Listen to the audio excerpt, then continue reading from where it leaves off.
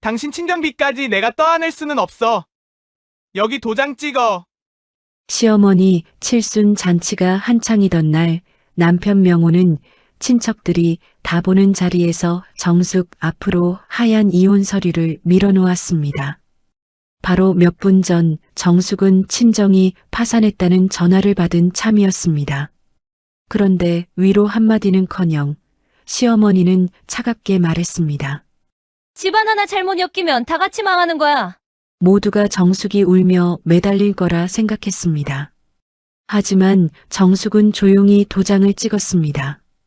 그리고 가방 깊숙한 곳에서 낡은 봉투 하나를 꺼냈습니다. 봉투 겉면에는 이렇게 적혀 있었습니다. 박명호 식자재 유통 투자계약서 원본. 그 순간 남편의 얼굴이 하얗게 질리기 시작했습니다. 과연 그 봉투 안에는 무엇이 들어 있었을까요?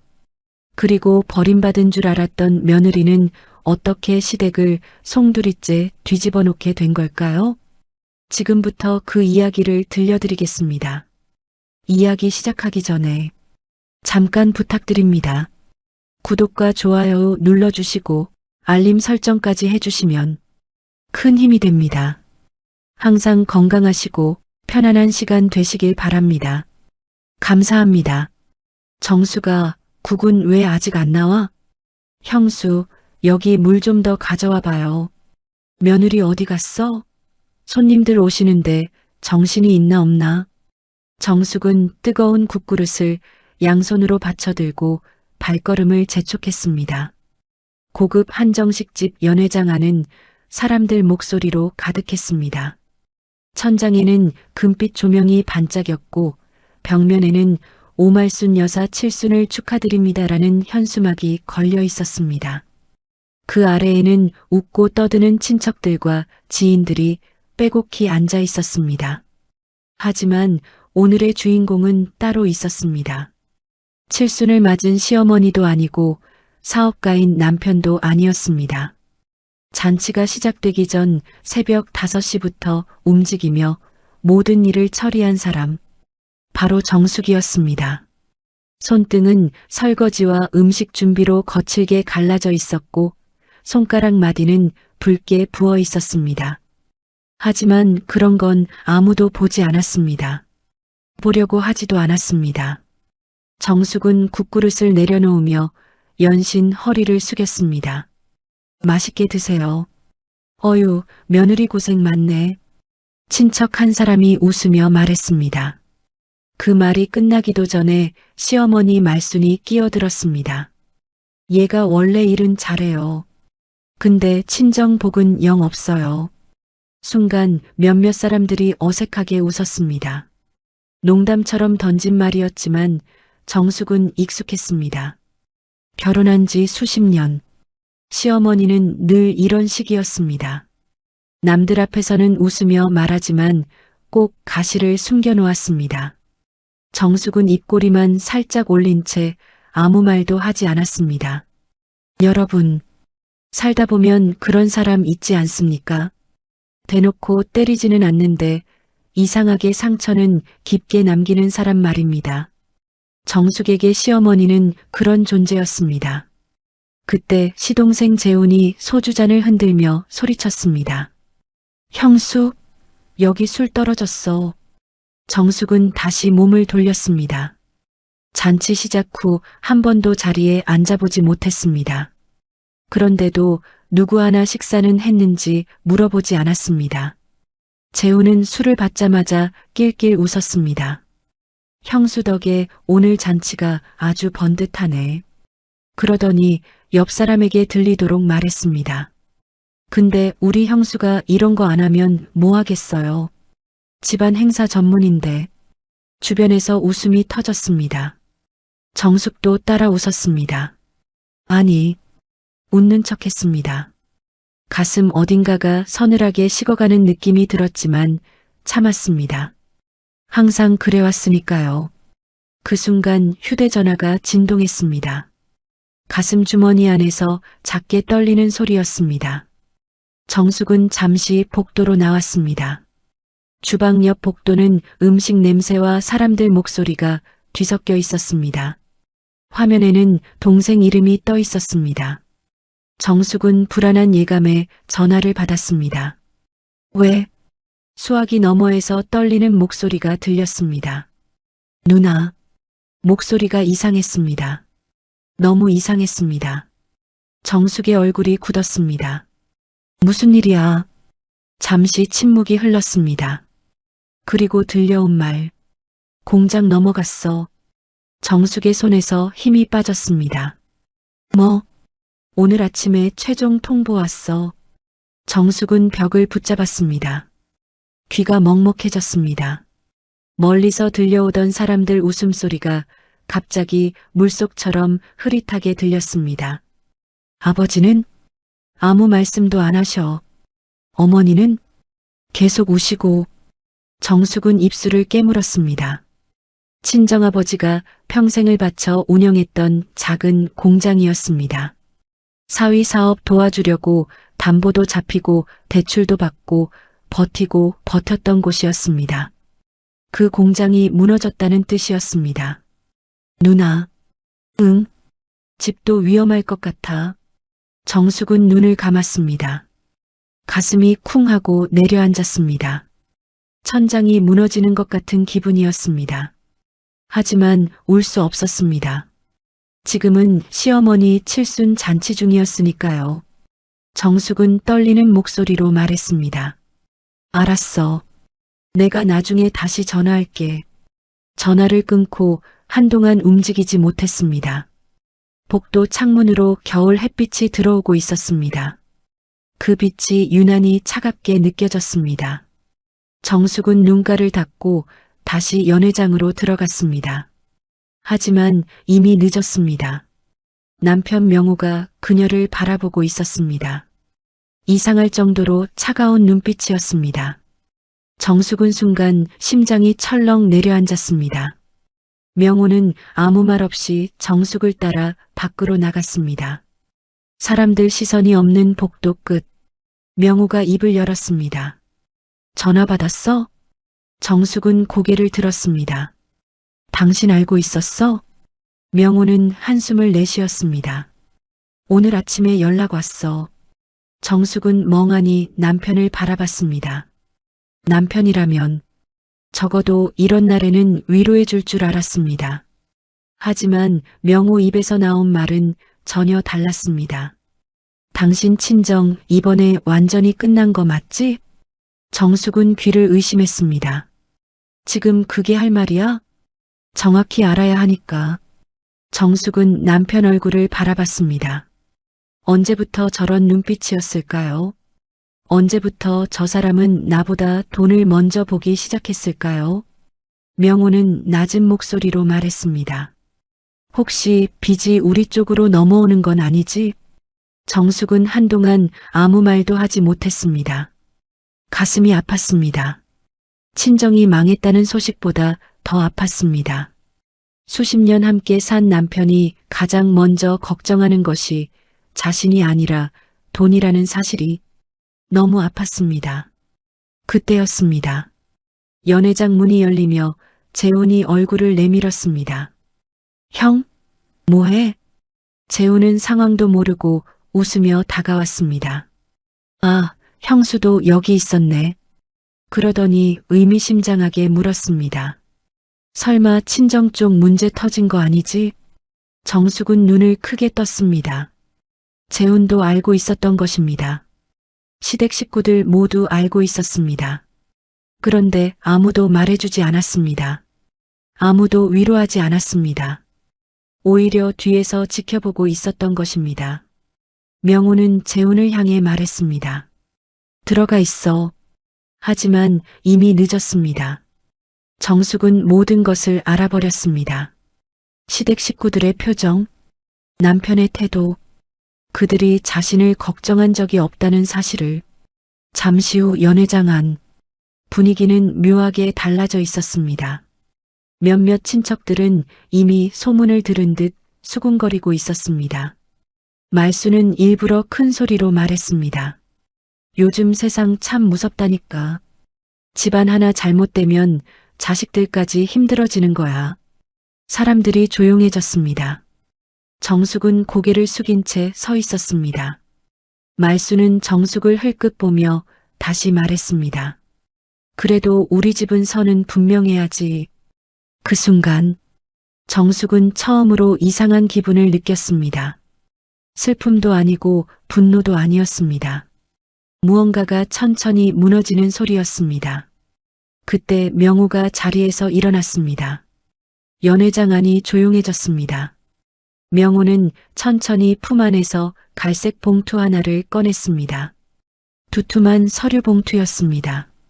정숙의 눈동자가 흔들렸습니다. 왜인지 모르게 불길했습니다. 매우 불길했습니다. 명호는 모든 친척들이 보는 앞에서 봉투를 테이블 위에 올려놓았습니다. 그리고 정숙을 바라보며 말했습니다. 우리도 이제 정리해야 할 것 같아. 정숙의 심장이 멈춘 것 같았습니다. 봉투 안에서 하얀 서류가 살짝 보였습니다. 정숙은 그것이 무엇인지 단번에 알아봤습니다. 이혼 서류였습니다. 시어머니 칠순 잔치, 친정 파산 소식이 들려온 바로 그날, 남편은 아내에게 이혼을 요구하고 있었습니다. 연회장 안 공기가 순식간에 얼어붙었습니다. 누군가는 숨을 들이켰고 누군가는 고개를 숙였습니다. 하지만 아무도 말리지 않았습니다. 정숙은 떨리는 손끝으로 서류를 바라봤습니다. 그리고 바로 그 순간 정숙의 눈빛이 아주 조금 달라졌습니다. 상처받은 사람의 눈빛이 아니었습니다. 무언가를 결심한 사람의 눈빛이었습니다. 정숙은 천천히 가방을 열었습니다. 그리고 아무도 몰랐던 낡은 서류 봉투 하나를 꺼냈습니다. 먼지가 살짝 묻은 오래된 봉투였습니다. 봉투 겉면에는 흐릿한 글씨가 적혀 있었습니다. 정숙은 그 글자를 조용히 바라봤습니다. 그리고 입술을 열었습니다. 정말 후회 안 하실 겁니까? 명호는 비웃듯 고개를 끄덕였습니다. 정숙은 아무 말 없이 봉투를 손에 쥐었습니다. 그 안에 들어있는 서류가 무엇인지 아직 이 자리 누구도 모르고 있었습니다. 하지만 몇 분 뒤 그 봉투 하나가 이 집안을 통째로 뒤집어 놓게 될 줄은 그 누구도 상상하지 못하고 있었습니다. 찍으라니까. 당신도 더는 이런 집안에서 살기 힘들잖아. 명호의 목소리는 차분했습니다. 너무 차분해서 더 잔인하게 들렸습니다. 사람이 정말 무서울 때는 고함을 지를 때가 아닙니다. 상대가 무너지는 순간을 보면서도 눈 하나 깜짝하지 않을 때입니다. 정숙은 테이블 위에 놓인 이혼 서류를 내려다봤습니다. 하얀 종이 위에는 이미 명호의 이름과 도장이 선명하게 찍혀 있었습니다. 마치 오래전부터 준비해둔 물건처럼 말끔했습니다. 종이는 깨끗했지만 그 위에 담긴 마음은 너무 더러웠습니다. 시어머니 말수는 턱을 들고 앉아 있었습니다. 마치 자신이 판결을 내리는 사람이라도 된 듯했습니다. 시동생 재우는 술기운이 오른 얼굴로 슬쩍 웃었습니다. 친척들은 젓가락을 내려놓은 채 숨을 죽이고 있었습니다. 한정식 집 연회장 안에는 조금 전까지 고소하게 퍼지던 전 냄새와 갈비찜 냄새가 남아 있었습니다. 그런데 이상하게도 정숙의 코끝에는 찬 쇠냄새 같은 것이 느껴졌습니다. 사람 마음이 차가워지면 공간의 냄새까지 달라지는 법입니다. 정숙은 천천히 고개를 들었습니다. 이걸 오늘 여기서 꼭 해야겠어요? 명호는 기다렸다는 듯 대답했습니다. 오늘이 제일 좋지. 어차피 가족들 다 모였잖아. 나중에 말 나오느니 여기서 정리하는 게 깔끔해. 깔끔하다는 말. 그 말이 정숙의 가슴을 깊숙이 찔렀습니다. 수십 년의 결혼 생활을, 친정의 몰락을, 아내의 상처를 명호는 고작 깔끔하다는 말로 정리하고 있었습니다. 말순이 옆에서 끼어들었습니다. 얘야, 섭섭하게 생각하지 마라. 세상이 그런 거다. 집안 하나 잘못 엮이면 다 같이 망하는 거야. 정숙은 시어머니를 바라봤습니다. 말순의 손목에는 정숙이 몇 년 전 생신 선물로 사들인 금팔찌가 걸려 있었습니다. 그때 말순은 값이 싸 보인다며 인상을 찌푸렸습니다. 그래도 다음 날부터는 빠짐없이 차고 다녔습니다. 그런 사람입니다.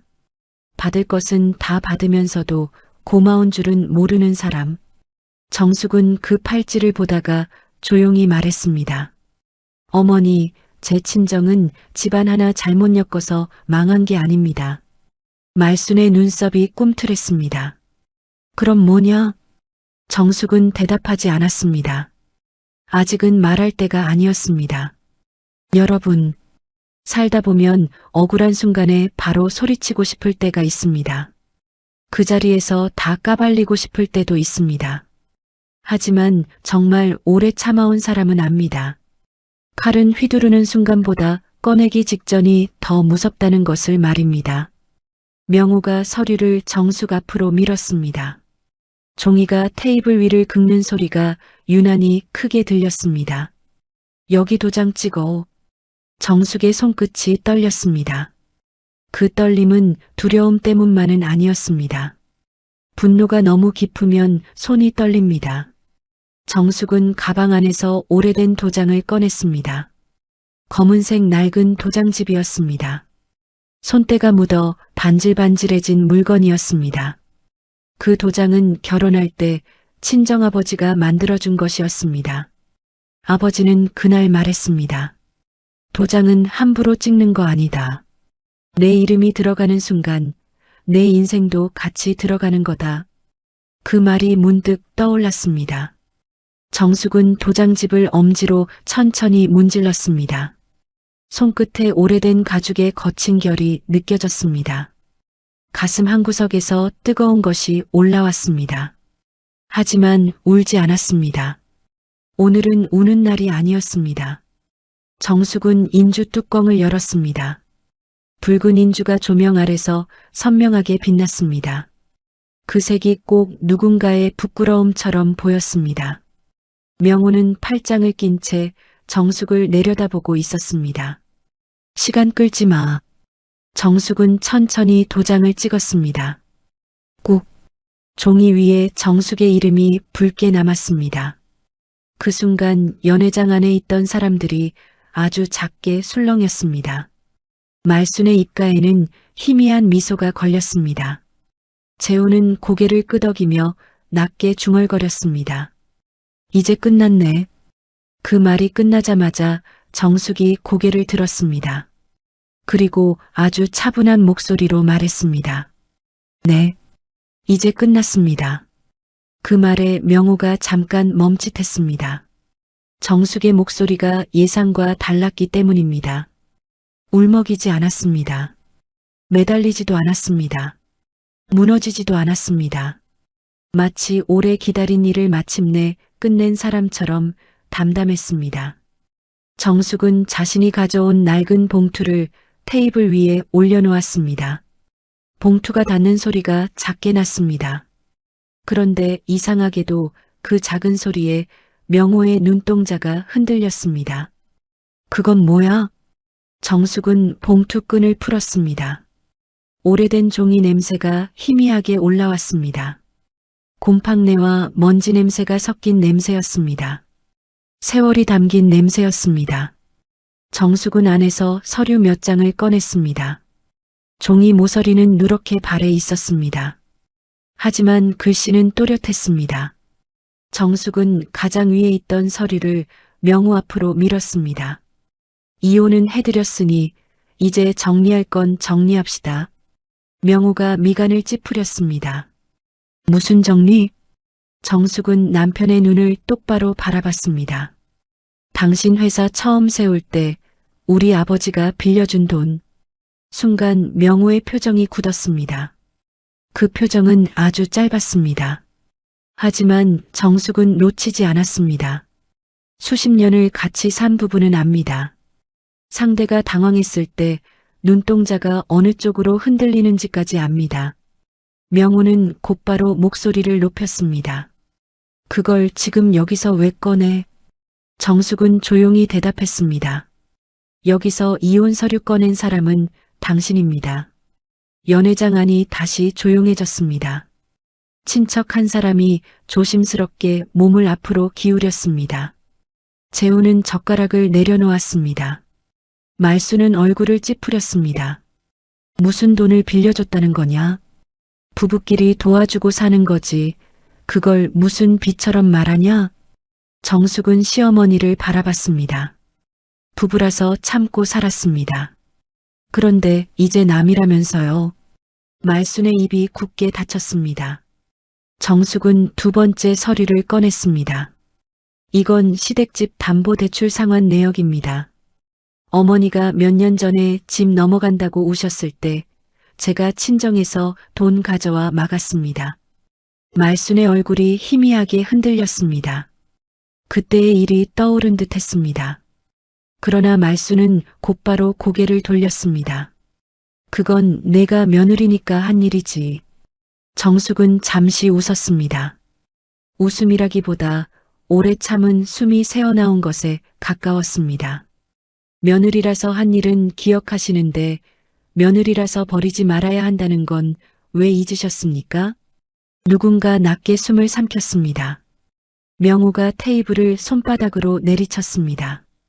잔들이 흔들리고 물컵 속 물이 찰랑거렸습니다. 그만해.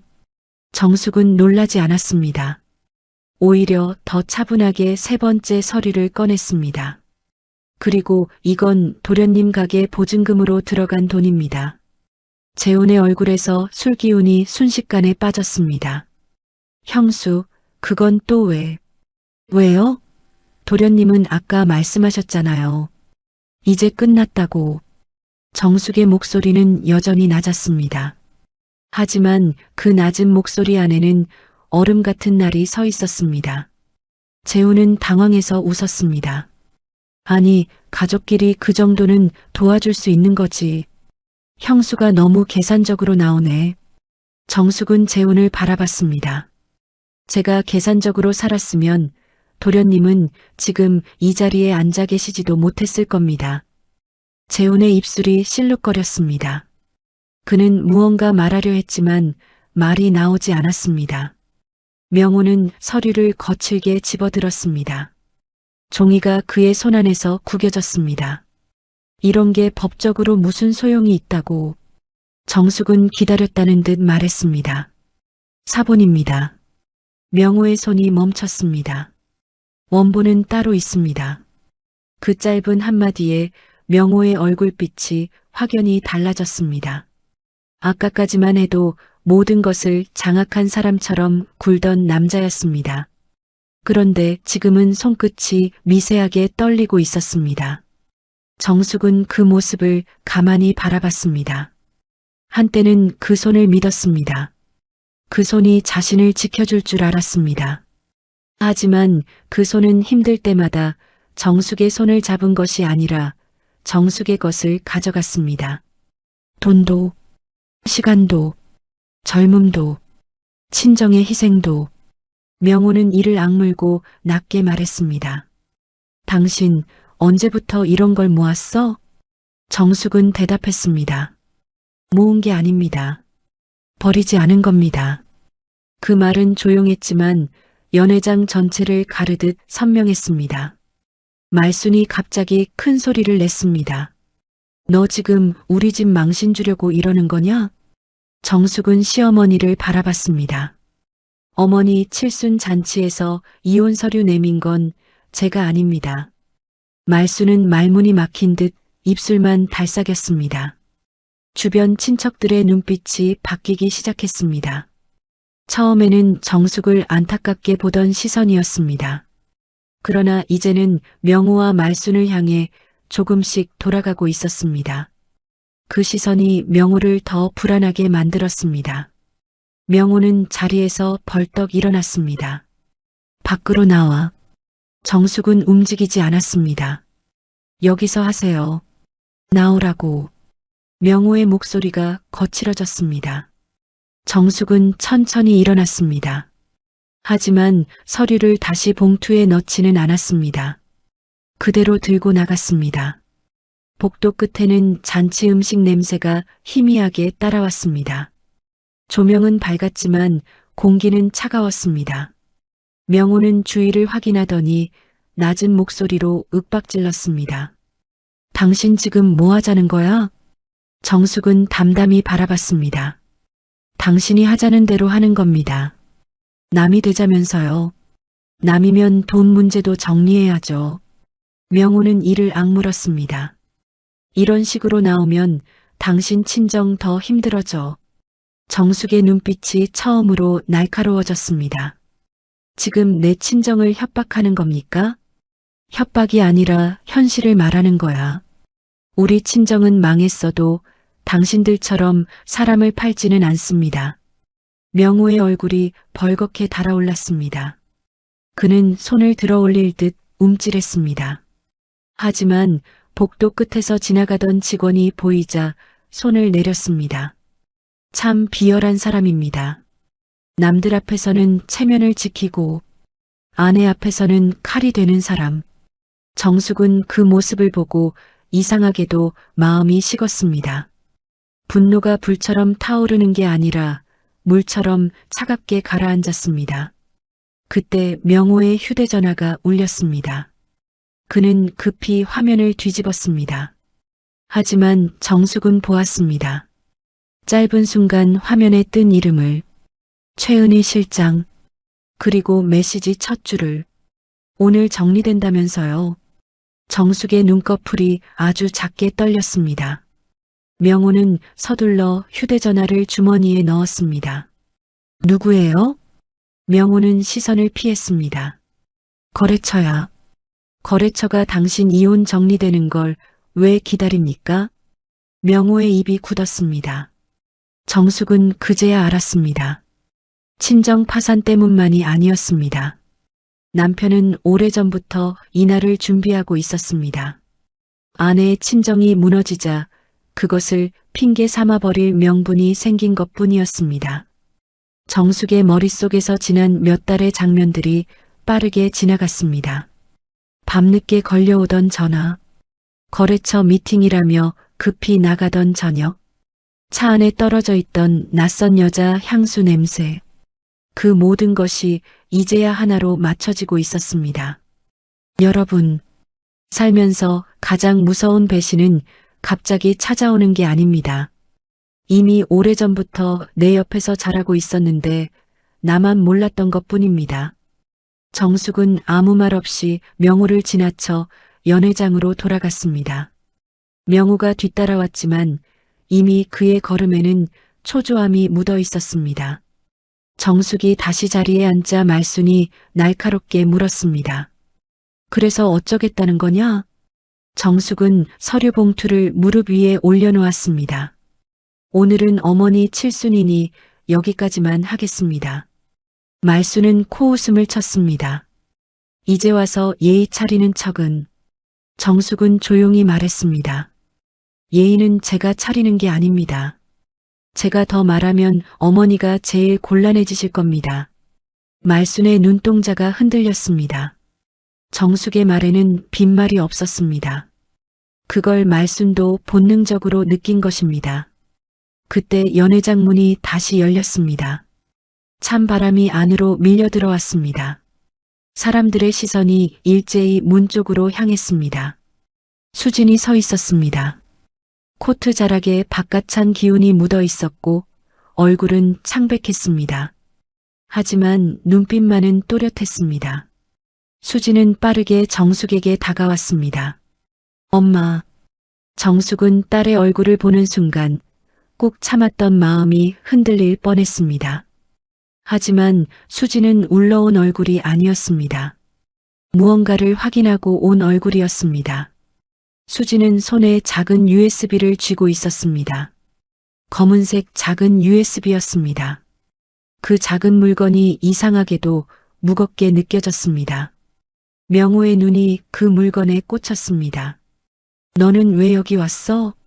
수진은 아버지를 보았습니다. 그 눈빛에는 오래 묵은 실망이 담겨 있었습니다. 아빠, 저한테는 묻지 마세요. 오늘 아빠가 엄마한테 뭘 했는지부터 생각하세요. 명호는 헛웃음을 지었습니다. 어른들 일에 내가 끼어들 일이 아니야.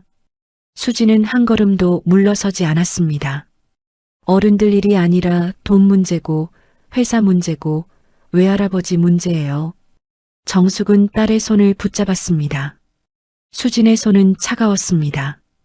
밖에서 급히 달려온 사람의 손이었습니다. 무슨 일이야? 수진은 USB를 정숙의 손에 쥐어주었습니다. 그리고 낮게 말했습니다. 엄마 아빠 회사 장부 일부 확인했어. 명호의 얼굴이 하얗게 질렸습니다. 정숙은 그 변화를 보았습니다. 수진도 보았습니다. 연회장 안의 공기가 다시 한번 얼어붙었습니다. 뭘 확인했다는 거야? 명호의 목소리가 흔들렸습니다. 수진은 대답하지 않고 정숙만 바라보았습니다. 엄마, 이혼만 문제가 아니야. 정숙의 심장이 천천히 가라앉았습니다. 뭐가 더 있는데? 수진은 시댁 식구들을 한번 둘러보았습니다. 그리고 아주 낮고 또렷하게 말했습니다. 외할아버지 돈 아직 아빠 회사 안에 살아있어.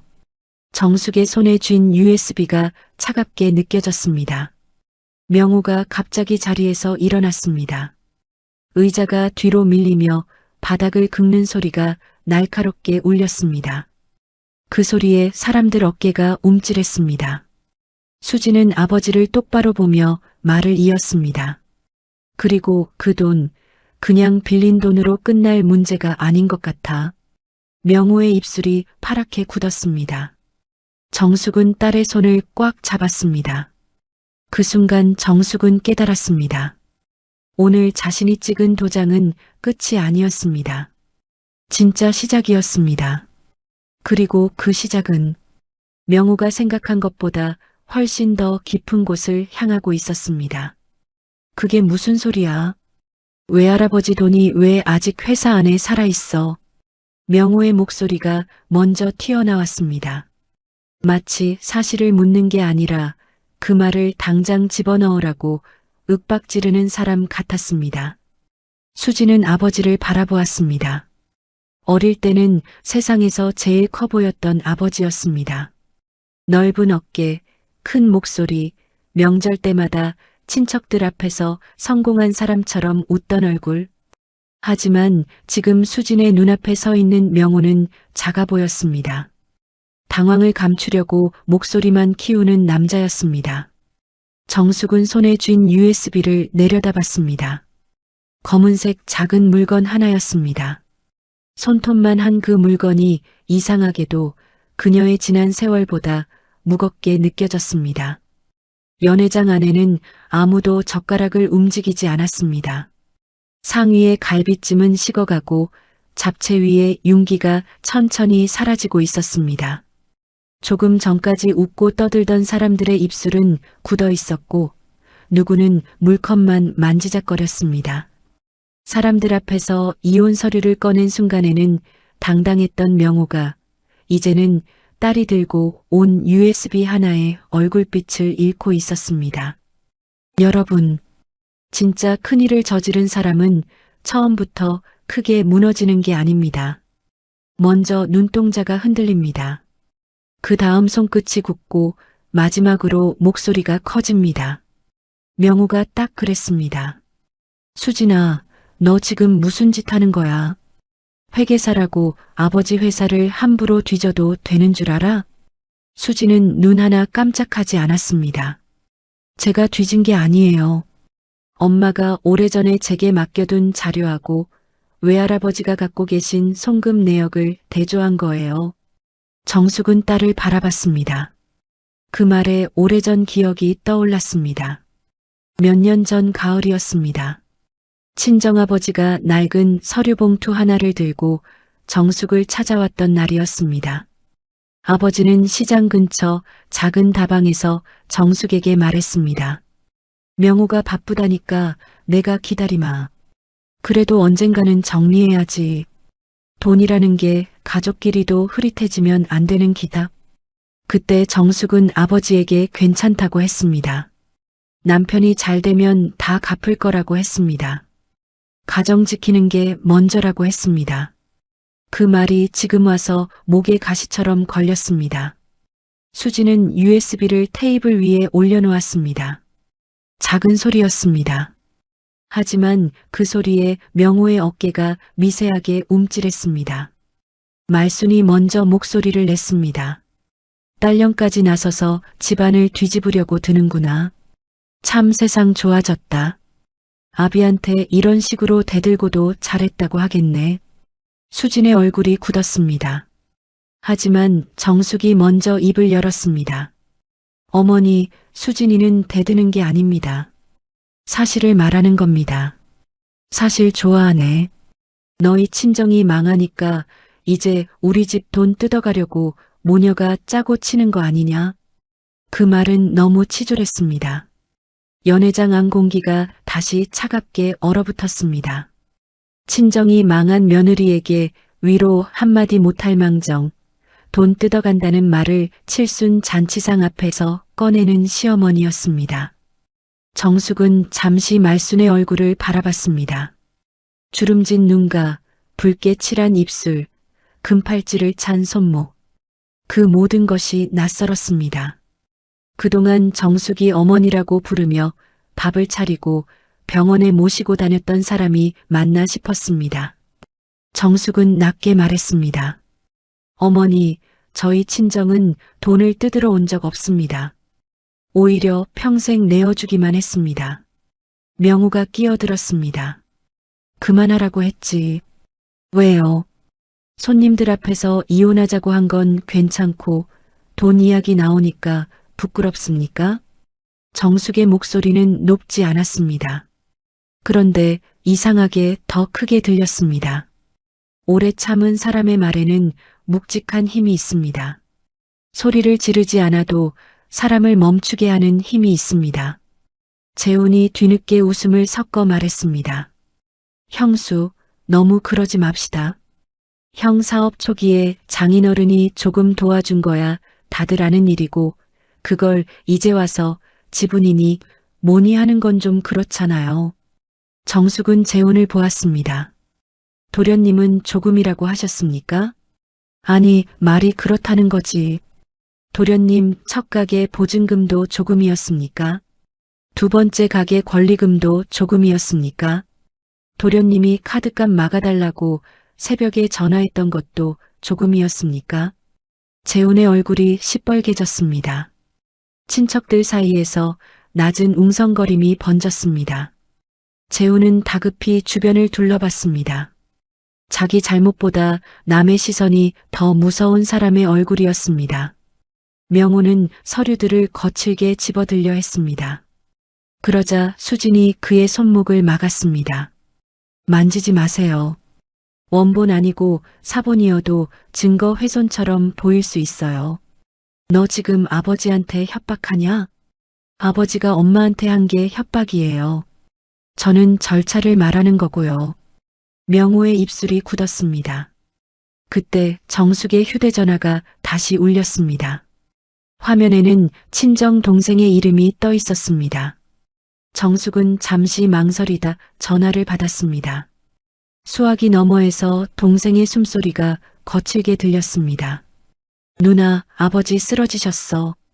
정숙의 얼굴에서 피가 빠졌습니다. 뭐라고? 방금 병원으로 모시고 왔어. 의식은 있으신데 계속 누나 이름만 불러. 정숙은 눈앞이 하얘졌습니다.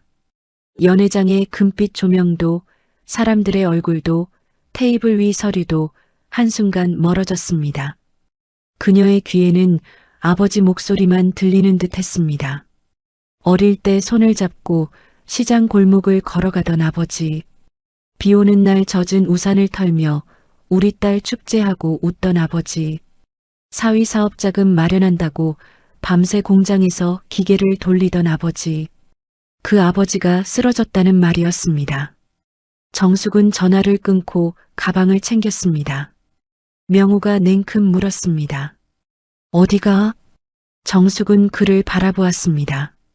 병원에 갑니다. 명호는 눈살을 찌푸렸습니다. 지금 이 상황에 정숙은 믿을 수 없다는 듯 남편을 보았습니다. 아버지가 쓰러지셨습니다. 그러니까 지금 가면 여기 일은 어쩌라고. 그 말에 정숙은 잠시 숨을 멈췄습니다.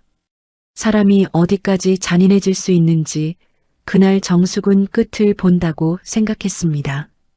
아버지가 쓰러졌다는 말 앞에서도 명호는 잔치와 체면을 먼저 걱정했습니다. 말수는 옆에서 혀를 찼습니다. 잔치 중에 이게 무슨 난리냐? 친정이 사람 하나 못 편하게 둔다니까. 그 말이 끝나는 순간 정숙의 눈빛이 변했습니다. 지금까지는 참고 있던 사람이었습니다. 하지만 그 순간만큼은 참을 수 없었습니다. 어머니, 정숙의 목소리가 연회장 안을 조용히 눌렀습니다. 말순이 움찔했습니다. 제 아버지가 쓰러지셨습니다. 그런데도 그런 말이 나오십니까? 내가 틀린 말했니? 틀린 말입니다. 정숙은 처음으로 시어머니의 말을 정면에서 잘랐습니다. 제 친정은 어머니 칠순 잔치 망치려고 망한 게 아닙니다. 제 아버지는 사위 믿고 돈 내어주고 사위 체면 지켜주다가 여기까지 오신 겁니다. 말순의 얼굴이 굳어졌습니다. 정숙은 더는 말하지 않고 돌아섰습니다. 수진이 USB와 서류를 챙겼습니다. 그때 명호가 정숙의 팔을 붙잡았습니다. 소나기가 거칠었습니다. 정숙의 팔목에 통증이 번졌습니다. 이거 다 놓고 가. 정숙은 붙잡힌 팔을 내려다봤습니다. 거친 손가락이 살을 파고들고 있었습니다. 그 손이 예전에는 가족을 위해 일하는 손이라고 믿었습니다. 하지만 지금은 남의 것을 빼앗으려는 손처럼 느껴졌습니다. 정숙은 천천히 명호의 손을 떼어냈습니다. 당신은 사람 붙잡는 법을 모릅니다. 늘 돈만 붙잡았지. 명호가 말을 잃었습니다. 정숙은 수진과 함께 연회장을 나왔습니다. 뒤에서 사람들의 수군거림이 따라왔습니다. 누군가는 이건 너무했다고 낮게 말했습니다. 누군가는 장인 돈이 들어갔다면 말이 다르지 하고 중얼거렸습니다. 시댁이 그토록 지키고 싶어 했던 체면이 연회장 바닥에 조금씩 흘러내리고 있었습니다. 병원으로 가는 택시 안. 정숙은 창밖만 바라봤습니다. 저녁빛이 도로 위에 길게 깔려 있었습니다. 차창에는 정숙의 얼굴이 비쳤습니다. 흐트러진 머리, 창백한 입술, 붉게 눌린 눈가. 수십 년을 참고 산 여자의 얼굴이었습니다. 수지는 조용히 엄마 손을 잡았습니다. 엄마, 괜찮아? 정숙은 대답하지 못했습니다. 괜찮지 않았기 때문입니다. 괜찮다는 말로 덮기에는 너무 많은 것이 무너졌습니다. 수지는 작은 목소리로 말했습니다. 엄마, 나 사실 예전부터 이상했어. 아빠 회사 처음 설립 자금이 어디서 나왔는지 자료가 너무 흐릿했어. 그런데 외할아버지 송금 내역이랑 맞춰보니까 이상한 게 많았어. 정숙은 딸을 보았습니다. 얼마나? 수지는 잠시 망설였습니다. 엄마가 생각하는 것보다 커. 택시 안의 공기가 무거워졌습니다. 수지는 가방에서 복사본 몇 장을 꺼냈습니다. 외할아버지가 아빠 회사에 넣은 돈이 단순 대여금으로만 처리된 게 아니야. 일부는 투자금 성격이 있어. 그리고 당시 약정서가 있으면 회사 지분까지 다툴 수 있어. 정숙은 숨을 삼켰습니다. 지분? 응. 아빠가 외할아버지한테 그냥 돈 빌린 게 아니라 회사가 자리 잡으면 일정 지분이나 수익을 돌려주겠다고 한 정황이 있어. 정숙은 고개를 숙였습니다. 그동안 자신이 참으면 가정이 지켜지는 줄 알았습니다. 자신이 입 다물면 부모도 편하고 남편도 편하고 자식도 편한 줄 알았습니다. 그런데 아니었습니다. 정숙이 참는 동안 누군가는 더 뻔뻔해졌습니다. 정숙이 침묵하는 동안 친정은 조금씩 말라갔습니다. 여러분, 참는 것이 늘 미덕은 아닙니다. 어떤 침묵은 가족을 지키는 게 아니라 나쁜 사람을 더 크게 키우기도 합니다. 병원 응급실 앞은 소독약 냄새로 가득했습니다. 흰 조명 아래 사람들의 얼굴은 모두 지쳐 보였습니다. 정숙은 급히 병실 쪽으로 걸었습니다. 침대에 누운 아버지는 생각보다 작아 보였습니다. 평생 공장에서 기계를 고치고 철판을 들고 가족을 먹여 살리던 그 큰 손도 이제는 이불 위에 힘없이 놓여 있었습니다. 정숙은 침대 옆에 앉아 아버지 손을 잡았습니다. 손바닥은 거칠었습니다. 송금 사이에는 오래된 기름때 자국이 남아있는 듯 했습니다. 그 손을 잡는 순간 정숙의 눈가가 무너질 뻔했습니다. 아버지가 천천히 눈을 떴습니다. 정숙아, 아버지, 저 왔어요. 아버지는 딸을 보며 힘겹게 웃었습니다. 잔치 중이라 안 오면 어쩌나 했다. 정숙은 입술을 깨물었습니다. 그게 무슨 말이에요? 아버지가 먼저지요. 아버지는 고개를 아주 조금 저었습니다. 내가 미안하다. 괜히 사위 믿어서 너까지 힘들게 했다. 정숙은 눈물을 삼켰습니다. 아버지가 잘못한 거 아니에요. 내가 그때 서류라도 제대로 챙겼어야 했는데. 수진이 조용히 다가왔습니다. 외할아버지, 서류 남아있어요? 아버지의 눈이 수진에게 향했습니다. 힘없는 눈빛 속에 아주 작은 긴장이 스쳤습니다. 있다. 정숙과 수진이 동시에 아버지를 바라봤습니다. 아버지는 힘겹게 손을 움직였습니다. 공장 사무실 금고에 있다. 내가 혹시 몰라서 원본은 다 거기 넣어놨다. 정숙의 심장이 뛰기 시작했습니다. 아버지는 숨을 고르며 말을 이었습니다. 차용증만 있는 게 아니다. 명호가 회사 자리 잡으면 지분으로 돌려주겠다고 쓴 약정서도 있다. 수진의 얼굴이 굳었습니다. 정숙은 아버지 손을 더 꽉 잡았습니다. 아버지, 왜 지금까지 말씀 안 하셨어요? 아버지는 천천히 눈을 감았다 떴습니다. 내가 힘들까봐, 내 가정 깨질까봐, 늙은 애비가 참으면 되는 줄 알았다. 그 말에 정숙의 눈에서 결국 눈물이 떨어졌습니다. 자신도 똑같았습니다. 아버지도 참고, 딸도 참고, 그렇게 착한 사람들만 참고 있는 동안 명호와 시댁은 그 희생 위에서 웃고 있었습니다. 정숙은 아버지의 손등에 얼굴을 가까이 대고 말했습니다. 이제 그만 참을게요. 아버지의 눈가에도 물기가 맺혔습니다.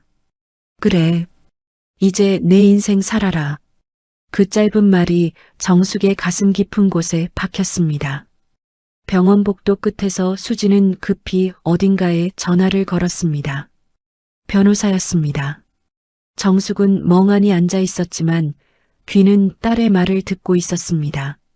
네, 원본 약정서가 있다고 합니다. 회사 지분 관련 문구가 있을 가능성이 큽니다. 내일 바로 확인해야 합니다. 수진의 목소리는 차분했지만 단단했습니다. 그때 정숙의 휴대전화가 울렸습니다. 명호였습니다. 정숙은 받지 않았습니다. 다시 울렸습니다. 또 받지 않았습니다. 그러자 문자가 도착했습니다. 당신 지금 감당 못할 짓 하고 있어. 정숙은 그 문장을 한참 바라봤습니다. 예전 같으면 겁이 났을 겁니다. 남편이 화내면 집안이 흔들릴까 두려웠고 시어머니가 욕하면 며느리 도리를 못한 것 같아 죄책감이 들었을 겁니다. 하지만 이상하게도 이제는 무섭지 않았습니다. 정숙은 휴대전화를 뒤집어 놓았습니다. 그리고 아버지 침대 옆에 앉아 밤새 손을 잡았습니다. 새벽녘, 병실 창밖이 희미하게 밝아올 무렵 수진이 다시 정숙 옆으로 왔습니다. 수진의 손에는 사진 한 장이 있었습니다. 공장 금고를 열기 전 아버지가 기억을 더듬어 말해준 서류 제목을 적어놓은 메모였습니다. 수진은 그 메모를 보며 낮게 말했습니다. 엄마, 이거 진짜면 판이 완전히 바뀌어. 정숙은 딸을 바라봤습니다. 얼마나 바뀌는데? 수지는 잠시 숨을 골랐습니다. 아빠 혼자 회사가 아닐 수도 있어.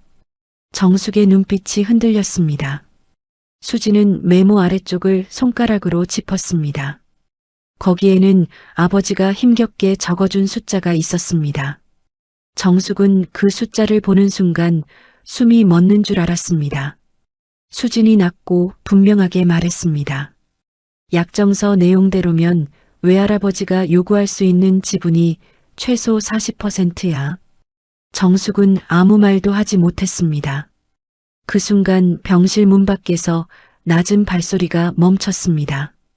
누군가 문 앞에 서 있었습니다. 수진이 고개를 돌렸습니다. 문틈 아래로 검은 구두 끝이 보였습니다.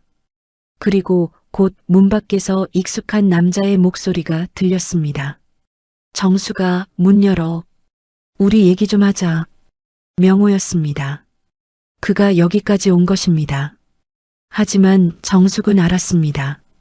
이제 그가 찾아온 이유는 아내가 걱정돼서가 아니라는 것을. 그는 무너지는 회사를 붙잡으러 온 것이었습니다. 그리고 정숙의 손 안에는 그 회사를 뒤흔들 열쇠가 들어오고 있었습니다. 정수가 문 열어. 우리 얘기 좀 하자. 문 밖에서 들려온 명호의 목소리는 낮았습니다. 하지만 그 낮은 목소리 안에는 숨길 수 없는 초조함이 섞여 있었습니다. 병실 안 공기는 한순간에 얼어붙었습니다. 새벽빛이 희미하게 스며드는 창가에는 아직 밤의 냉기가 남아 있었고 링거대에서 떨어지는 물방울 소리만 규칙적으로 들렸습니다. 정숙은 침대 옆 의자에 앉은 채 움직이지 않았습니다. 아버지의 손을 잡은 손가락에 힘이 들어갔습니다. 아버지는 눈을 감고 있었지만 손끝이 아주 작게 떨렸습니다. 수지는 문 쪽을 바라보았습니다. 그 눈빛은 더 이상 딸의 눈빛만은 아니었습니다. 엄마를 지키려는 사람의 눈빛이었습니다. 엄마, 열지 마. 수진이 작게 말했습니다. 정숙은 대답하지 않았습니다. 문 밖에서 다시 노크 소리가 났습니다. 똑똑. 이번에는 조금 더 강했습니다. 정수가 나야. 잠깐이면 돼. 그 목소리를 듣는 순간 정숙의 마음속에 이상한 웃음이 스쳐갔습니다. 나야. 수십 년 동안 그 말 하나면 늘 문을 열어주었습니다. 화가 나도 열어주었고 속상해도 열어주었고 남편이 늦게 들어와 술 냄새를 풍겨도 열어주었습니다. 그가 문 밖에서 나야라고 말하면 정숙은 늘 아내라는 이름으로 문을 열었습니다. 하지만 오늘은 아니었습니다. 여러분, 사람이 평생 열어주던 문을 처음으로 닫아두는 순간이 있습니다. 그건 단순히 문 하나를 닫는 일이 아닙니다. 내가 더 이상 예전의 내가 아니라는 선언이기도 합니다. 정숙은 천천히 자리에서 일어났습니다. 수진이 걱정스러운 눈으로 엄마의 팔을 붙잡았습니다. 정숙은 딸의 손등을 가만히 눌러주었습니다. 괜찮아. 정숙은 문 앞으로 걸어갔습니다. 병실 바닥은 차가웠습니다. 슬리퍼 밑으로 전해지는 냉기가 발끝을 타고 올라왔습니다. 정숙은 문을 열었습니다. 문 밖에는 명호가 서 있었습니다. 어제 칠순 잔치장에서 당당하게 이혼 서류를 밀어놓던 남자가 아니었습니다. 넥타이는 비뚤어져 있었고 눈밑은 검게 꺼져 있었습니다. 밤새 잠을 못 잔 얼굴이었습니다. 하지만 걱정 때문에 잠을 못 잔 얼굴은 아니었습니다. 자기 손안의 것이 빠져나갈까봐 두려워하는 사람의 얼굴이었습니다. 명호는 병실 안쪽을 힐끗 보았습니다. 침대에 누운 장인보다 수진의 손에 들린 서류 봉투를 먼저 보았습니다. 정숙은 그것을 놓치지 않았습니다.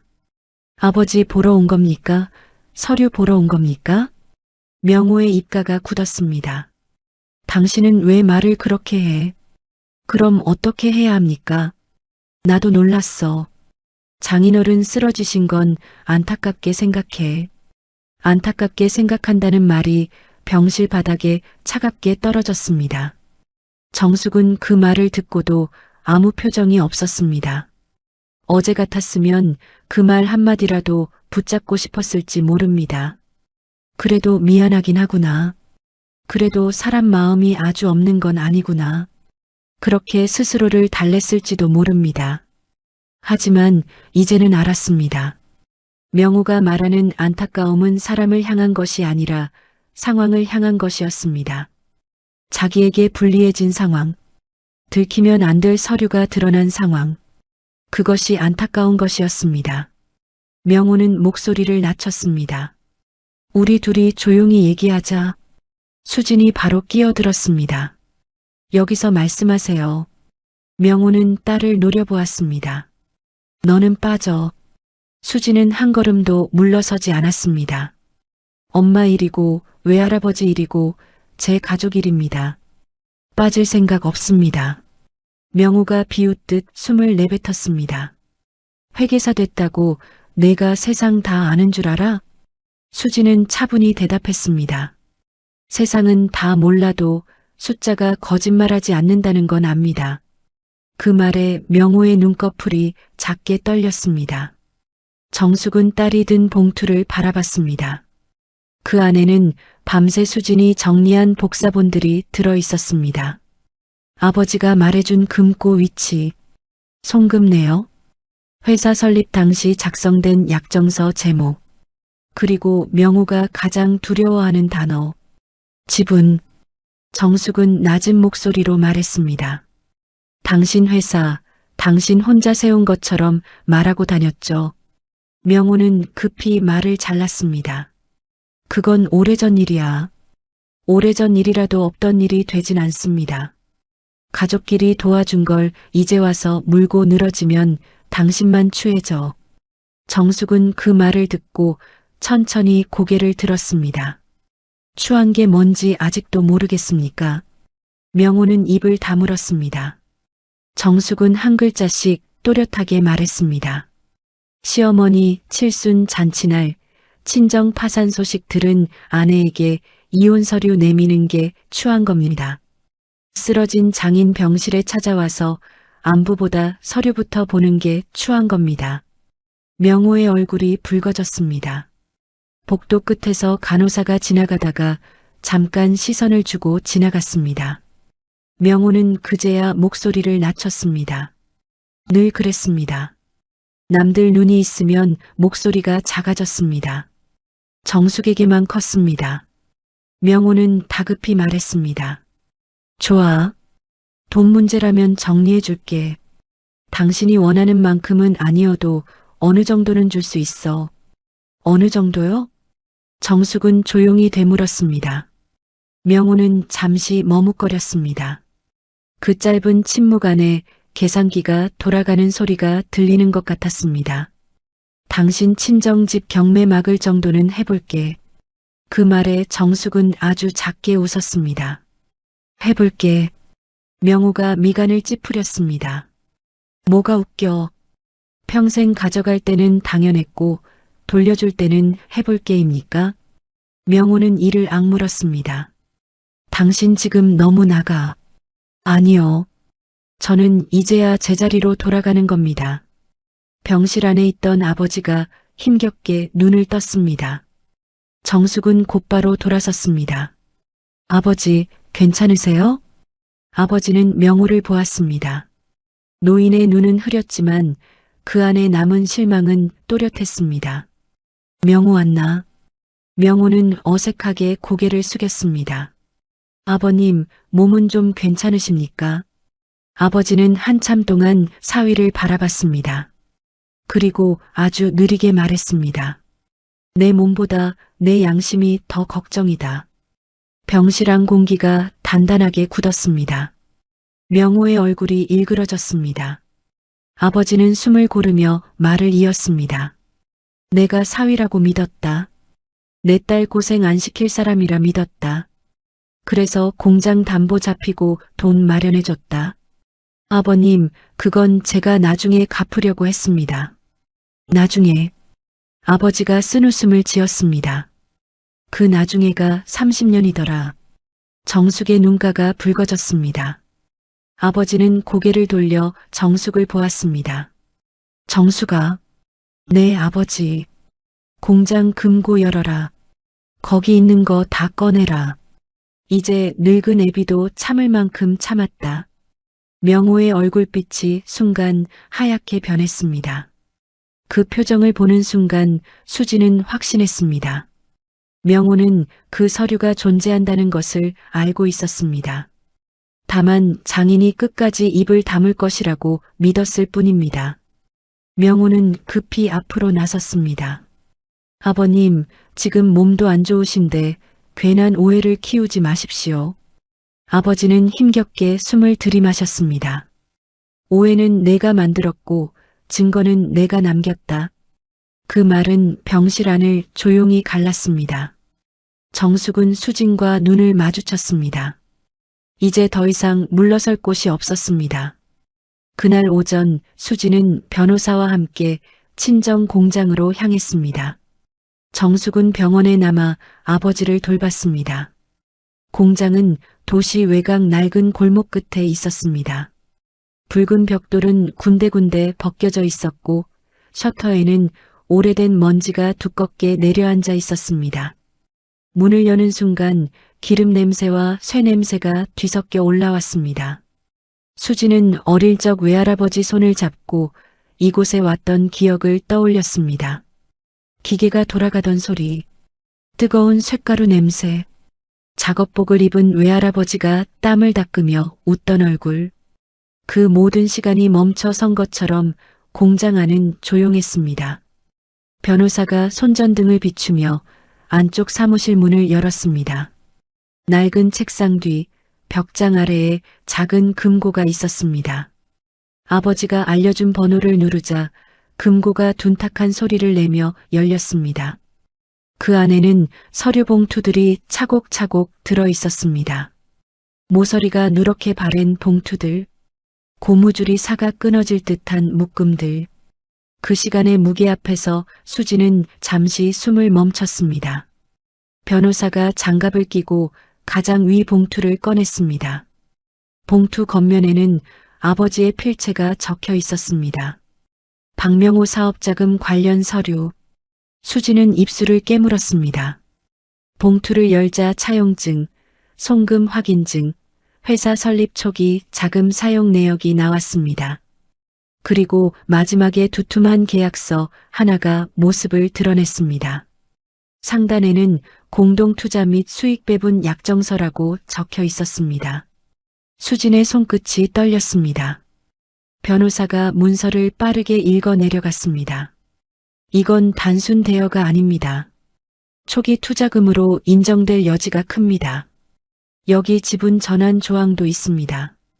수지는 숨을 삼켰습니다. 그러면 외할아버지가 아빠 회사 지분을 요구할 수 있다는 뜻인가요? 변호사는 고개를 끄덕였습니다. 가능성이 높습니다. 특히 원본이고 서명과 도장이 있고 송금 내역까지 맞으면 굉장히 강합니다. 수지는 휴대전화를 꺼내 정숙에게 전화를 걸었습니다. 정숙은 병원 복도에서 전화를 받았습니다. 수진의 목소리는 낮았지만 떨리고 있었습니다. 엄마 찾았어. 정숙은 잠시 눈을 감았습니다. 정말 있었어? 응. 약정서 원본이 있어.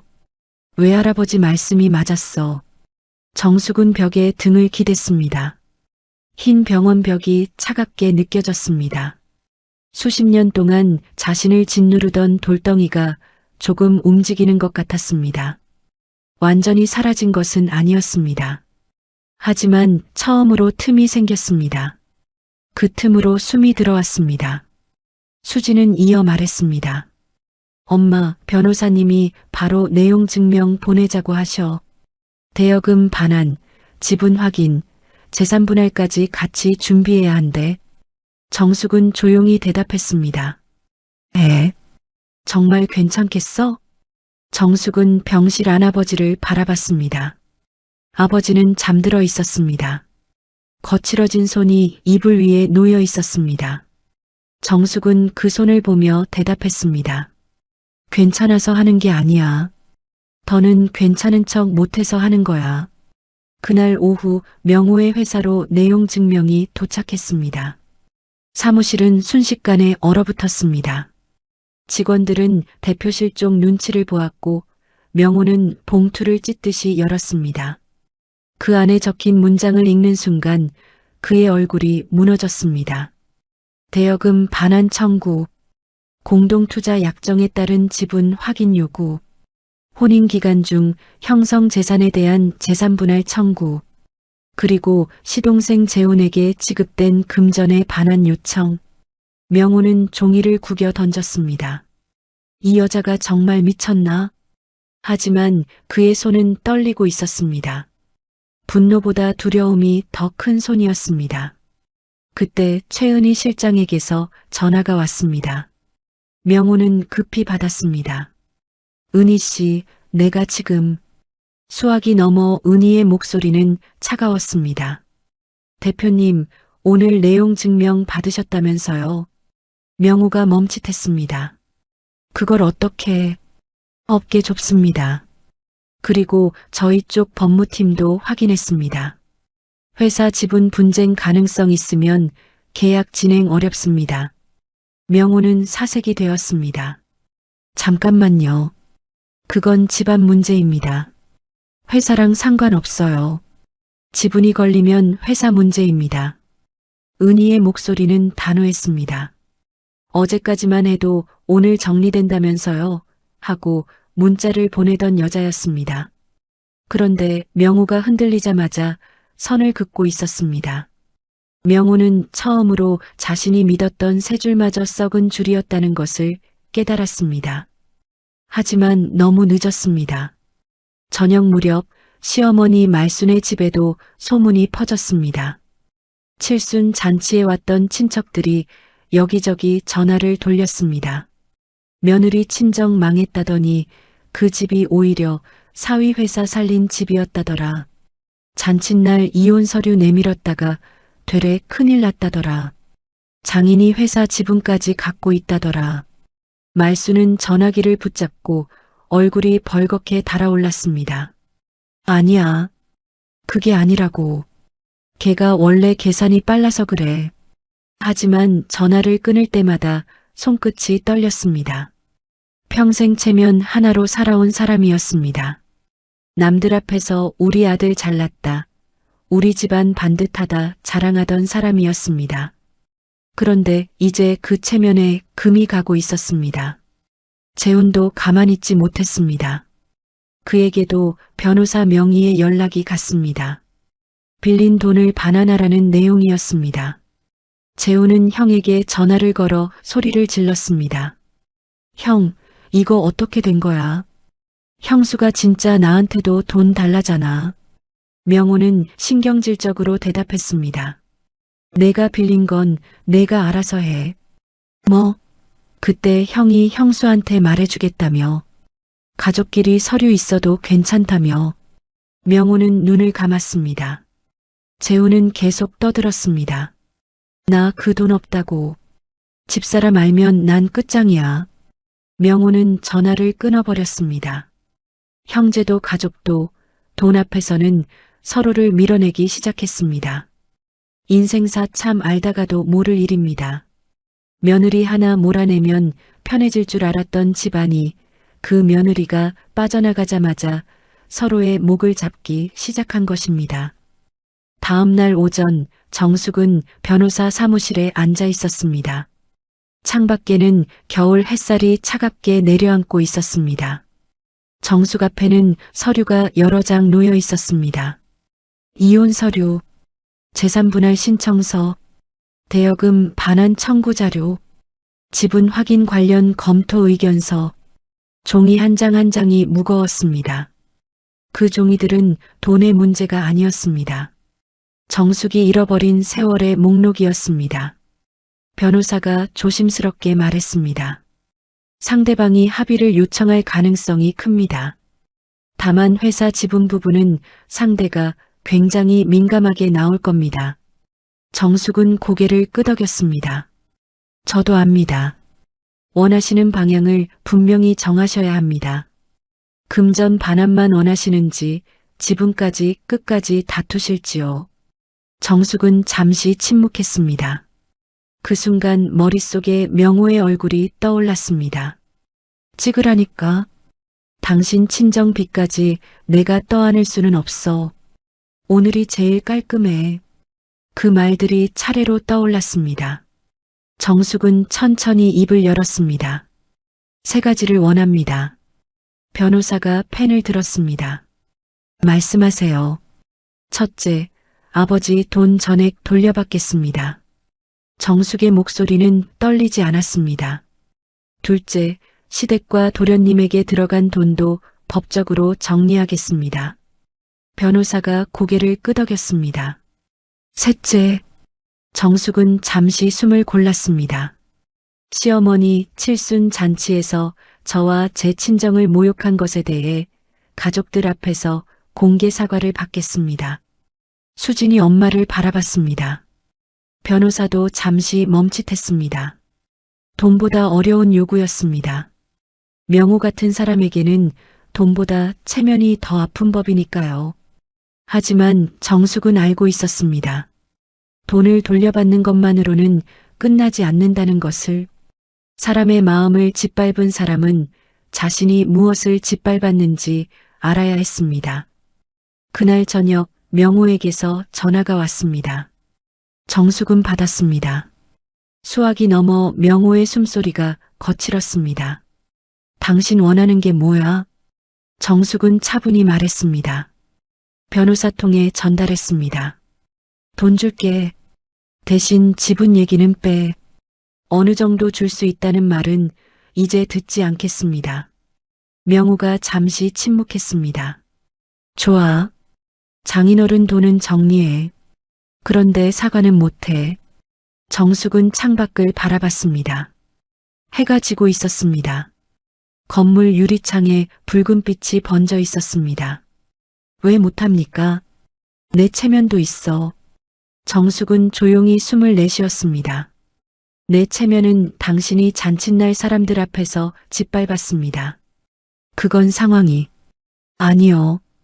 그건 당신 선택이었습니다. 명호의 목소리가 거칠어졌습니다. 정숙아, 너 정말 끝까지 갈 거야?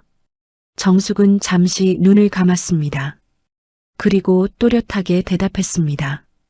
당신이 먼저 끝냈습니다. 그 순간 명호의 전화기 너머로 누군가의 목소리가 들렸습니다. 다급한 남자 직원의 목소리였습니다. 대표님, 큰일 났습니다. 지금 회사에 감사가 나왔습니다. 정숙의 눈이 천천히 떠졌습니다. 명호가 수화기를 막는 소리가 들렸습니다. 하지만 이미 늦었습니다. 정숙은 분명히 들었습니다. 회사에 감사가 나왔다는 말을. 명호의 목소리가 다시 들렸습니다. 아까와는 완전히 달라진 목소리였습니다. 분노도 아니고 협박도 아니었습니다. 겁에 질린 목소리였습니다. 정숙아. 정숙은 아무 말도 하지 않았습니다. 명호가 거의 애원하듯 말했습니다. 너 지금 어디야? 우리 만나자. 제발. 정숙은 조용히 전화를 끊었습니다. 손에 쥔 휴대전화가 차갑게 식어 있었습니다. 수진이 엄마를 바라봤습니다. 엄마, 무슨 일이야? 정숙은 천천히 고개를 들었습니다. 그녀의 눈빛은 더 이상 흔들리지 않았습니다. 회사에 감사가 나왔대. 수진의 얼굴이 굳었습니다. 그 순간 수진의 휴대전화에도 알림이 떴습니다.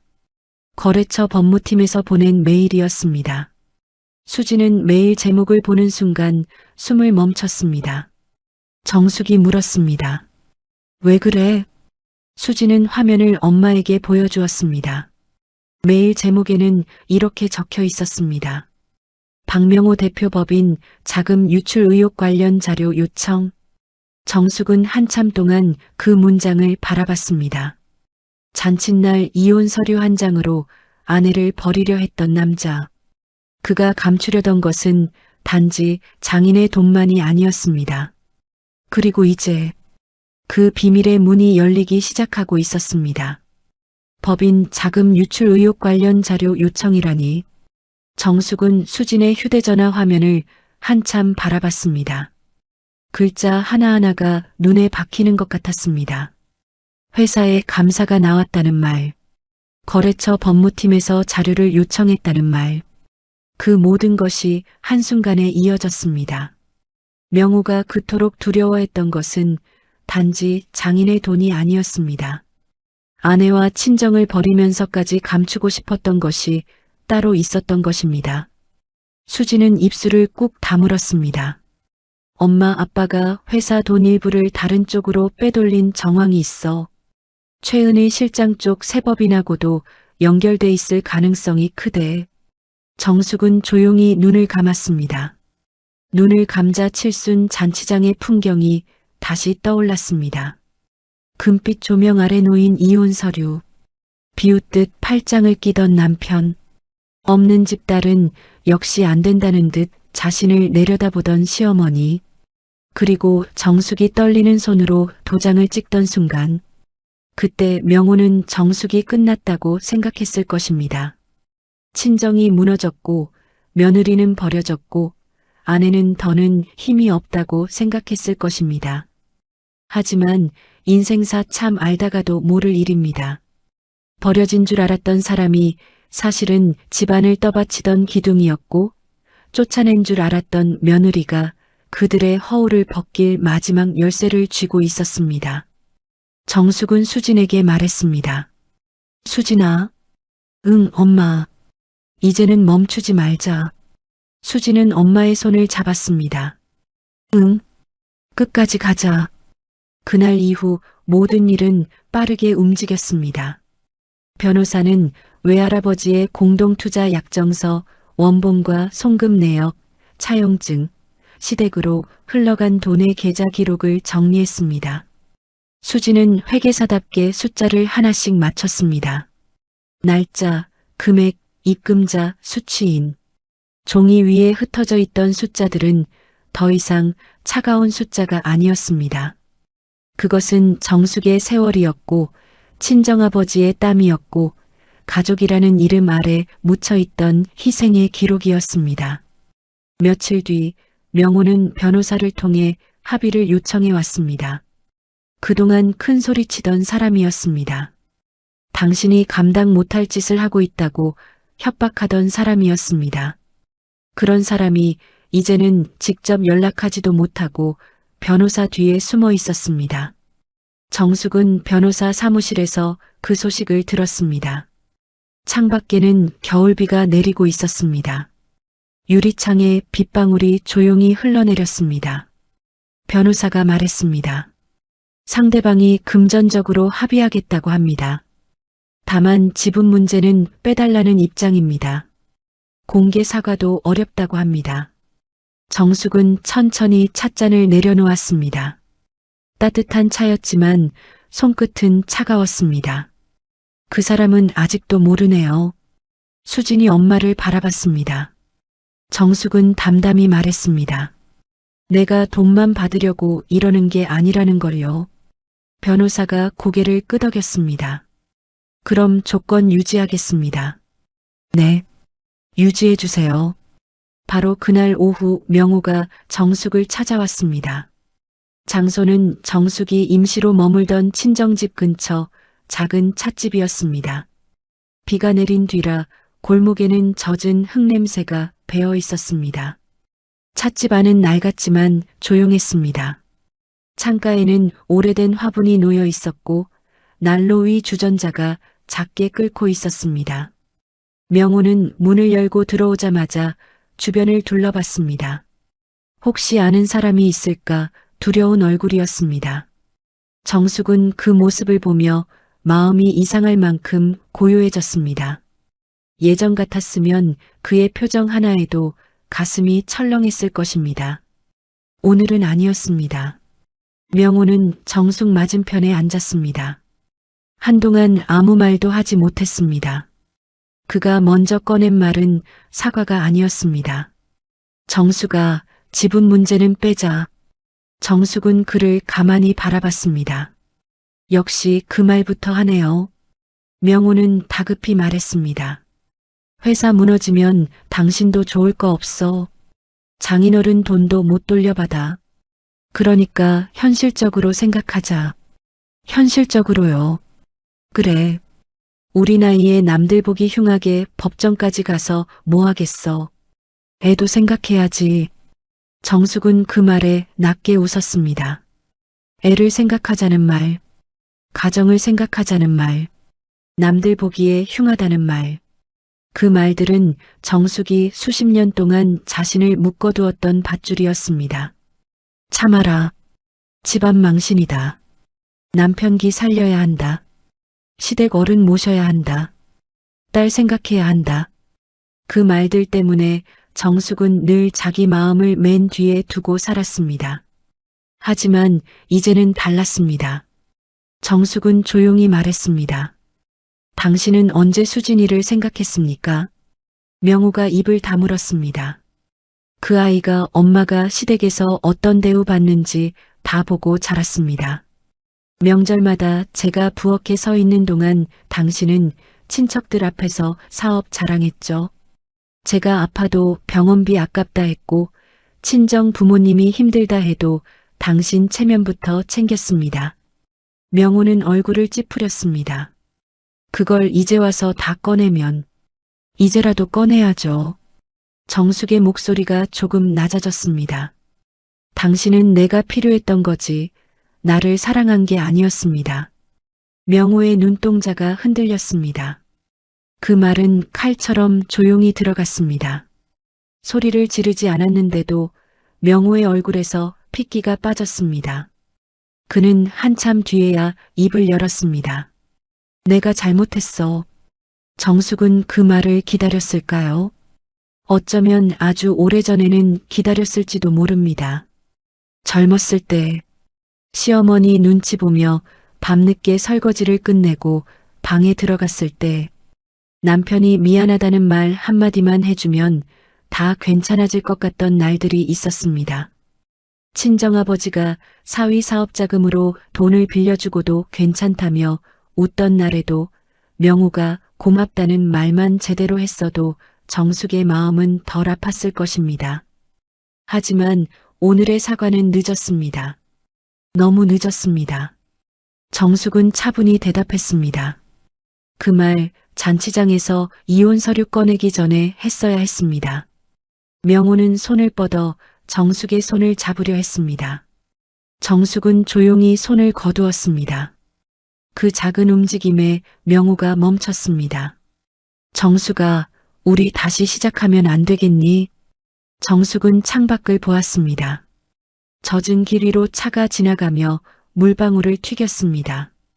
그 소리가 이상하게도 선명하게 들렸습니다. 아니요. 명호가 고개를 들었습니다. 정말 끝이야?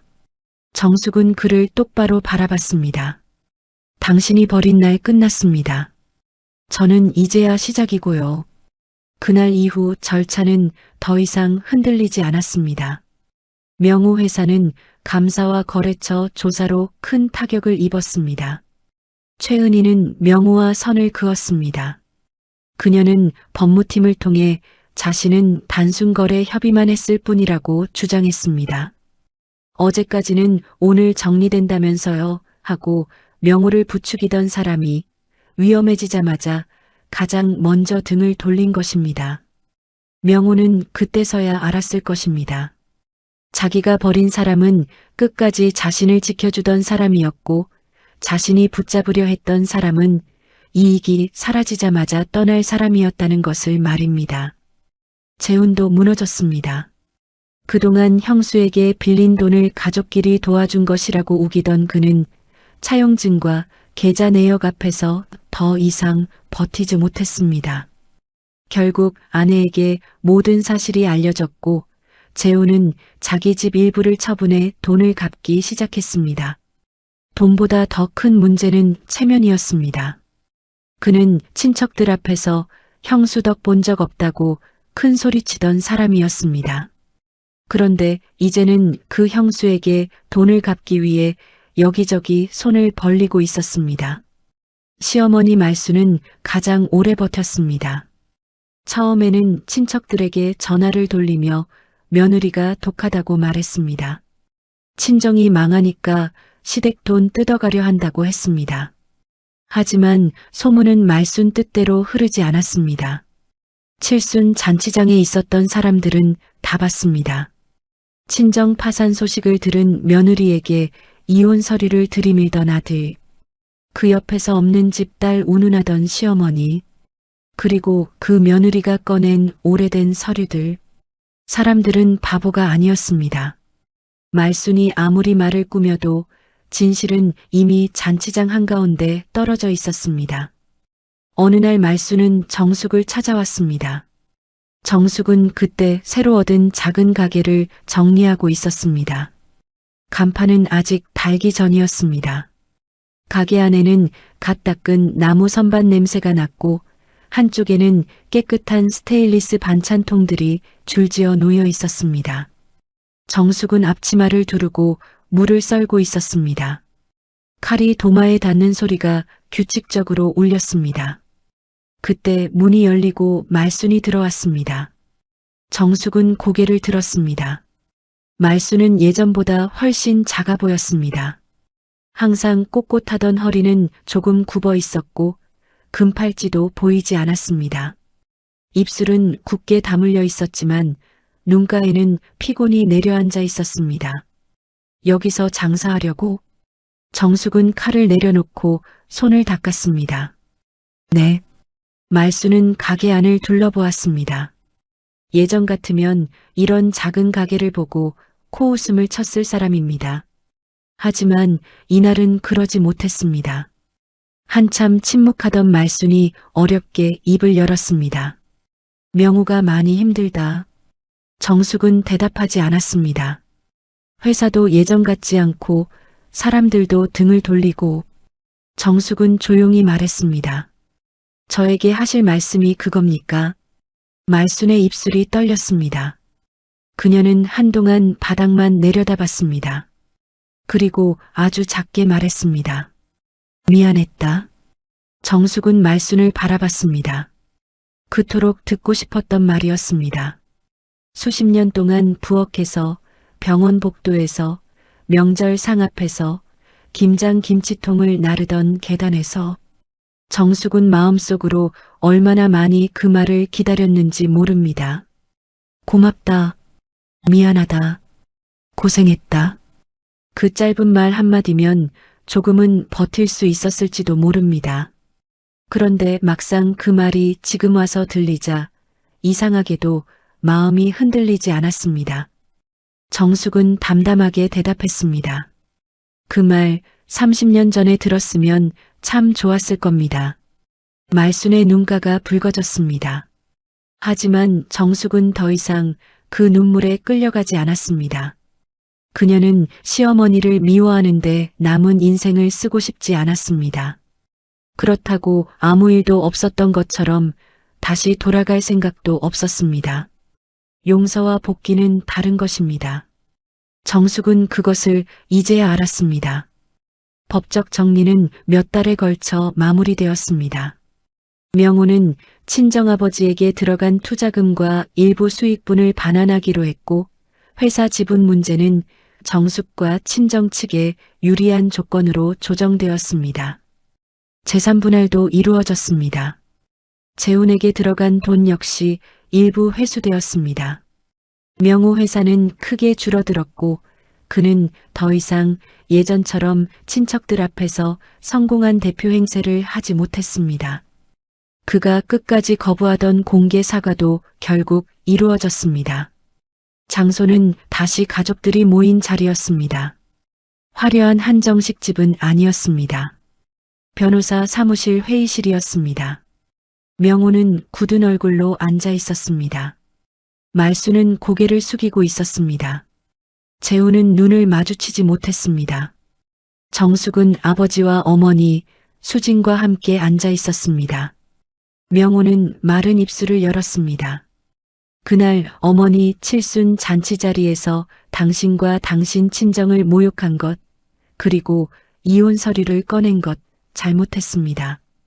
목소리는 작았습니다. 하지만 분명히 들렸습니다.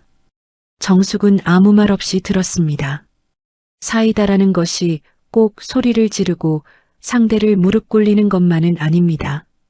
때로는 나를 짓밟던 사람이 자신이 한 일을 자기 입으로 인정하게 만드는 순간, 그 순간이 가장 조용하고도 뜨거운 사이다입니다.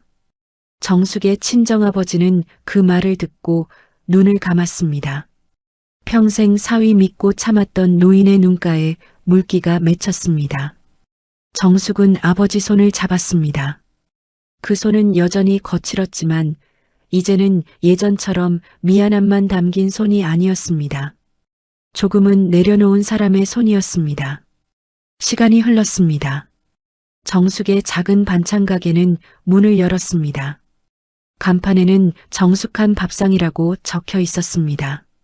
가게 문을 열면 따뜻한 밥 냄새와 갓 무친 나물 냄새, 멸치볶음의 고소한 냄새가 먼저 손님을 맞았습니다. 동네 어르신들은 하나둘 찾아왔습니다. 여기 장조림이 옛날 맛이네. 김치가 짜지도 않고 딱 좋아.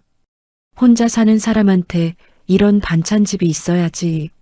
정숙은 손님들에게 웃으며 반찬을 담아주었습니다. 손놀림은 여전히 바빴지만 예전과 달랐습니다. 이제 그 손은 누군가에게 인정받기 위해 움직이는 손이 아니었습니다. 자신의 삶을 일구는 손이었습니다. 수지는 가게 온라인 주문을 도와주었습니다. 처음에는 동네 몇 사람만 사가던 반찬이 입소문을 탔습니다. 정숙한 밥상은 조금씩 바빠졌습니다. 정숙은 새벽마다 시장에 나가 신선한 채소를 골랐고, 낮에는 반찬을 만들었고, 저녁이면 부모님과 함께 밥을 먹었습니다. 거창한 행복은 아니었습니다. 하지만 정숙에게는 처음으로 자기 숨을 쉬는 하루였습니다. 어느 늦은 오후, 가게 앞 유리문에 노을빛이 부드럽게 내려앉았습니다. 정숙은 남은 반찬통을 정리하다가 문득 손을 멈췄습니다. 유리창에 비친 자신의 얼굴이 보였습니다. 주름은 더 늘었고 머리카락에는 흰빛이 많아졌습니다. 하지만 눈빛은 달라져 있었습니다. 누군가의 며느리로만 살던 눈빛이 아니었습니다. 누군가의 아내로만 견디던 눈빛이 아니었습니다. 정숙이라는 사람의 눈빛이었습니다. 그때 수진이 가게로 들어왔습니다.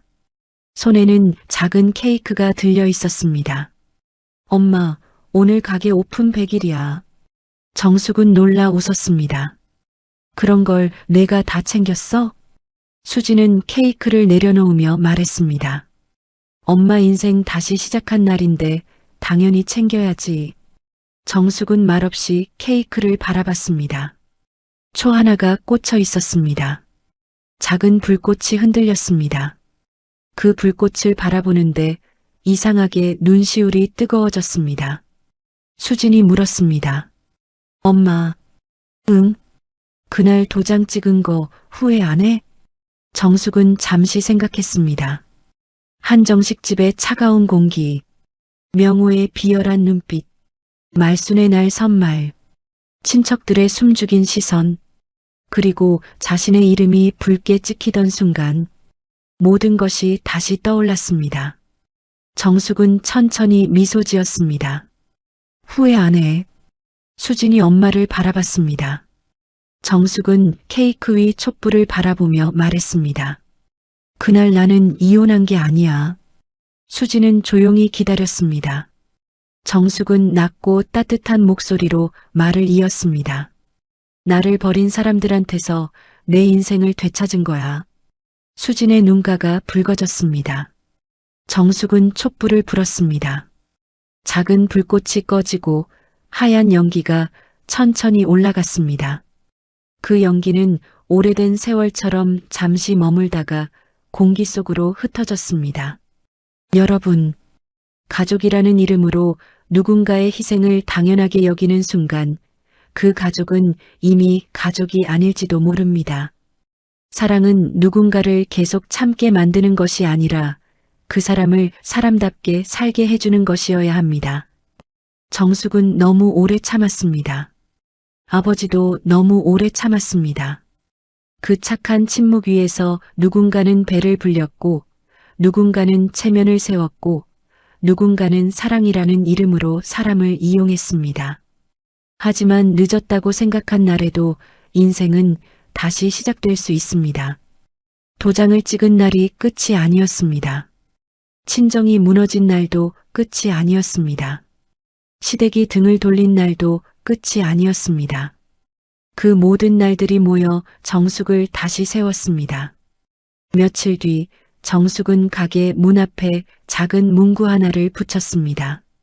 오늘도 따뜻한 밥 한 끼처럼 당신의 하루가 무너지지 않기를 바랍니다. 그 문구를 본 동네 어르신 한 분이 웃으며 말했습니다. 사장님 마음이 반찬보다 더 따뜻하네. 정숙은 쑥스러운 듯 웃었습니다. 밥 먹고 사는 게 다 마음 아니겠어요. 그날 저녁 정숙은 가게 문을 닫고 밖으로 나왔습니다. 하늘에는 노을이 길게 번져 있었습니다. 차가운 바람이 불었지만 예전처럼 춥게만 느껴지지는 않았습니다. 정숙은 간판을 올려다봤습니다. 정숙한 밥상. 그 이름을 바라보며 그녀는 조용히 미소 지었습니다. 이제 그녀는 누구의 그림자도 아니었습니다. 누구의 체면을 지키기 위해 사는 사람도 아니었습니다. 친정이 망했다는 이유로 버림받은 여자도 아니었습니다. 그녀는 자신의 이름으로 선 사람이었습니다. 그리고 그날 밤 정숙은 오래된 도장을 작은 상자 안에 넣었습니다. 한때 그 도장은 이혼 서류 위에서 그녀의 끝을 찍은 것처럼 보였습니다. 하지만 이제 정숙은 알았습니다. 그 도장은 끝이 아니라 시작을 찍은 것이었습니다. 상자 뚜껑을 닫으며 정숙은 조용히 말했습니다. 이제 됐다. 창밖으로 가게 불빛이 따뜻하게 번졌습니다.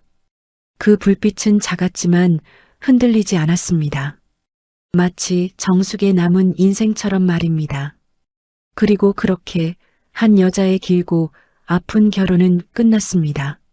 하지만 정숙의 진짜 인생은 그제야 시작되었습니다.